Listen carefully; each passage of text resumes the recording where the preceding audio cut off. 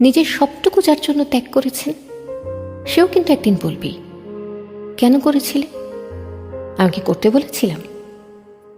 সমস্ত সমস্যায় তার পাশে থাকার পরেও একদিন শুনতে হবে, আমার সমস্যা আমি মিটিয়ে নিতে পারতাম, তুমি না থাকলেও চলতো।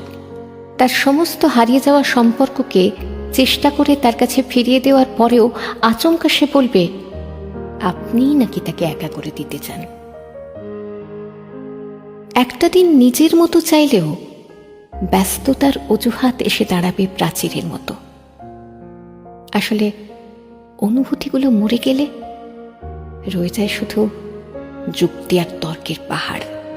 তখন কথার পিঠে কথা বসে, কে ভুল কে ঠিক তার লড়াই চলে, কারণ সে বিশেষ অনুভূতিগুলো তখন মৃত।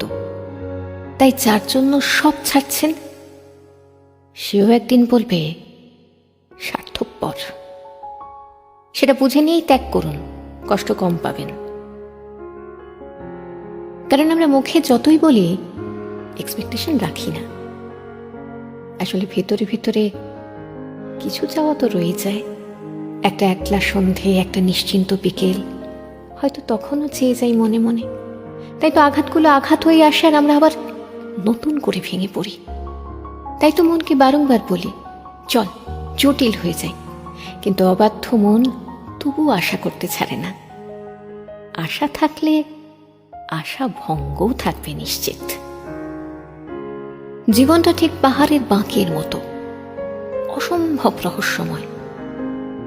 আজ যেটাকে নির্ভেজাল ভালোবাসা বলে মনে হচ্ছে, কাল সেটাকে মনে হয়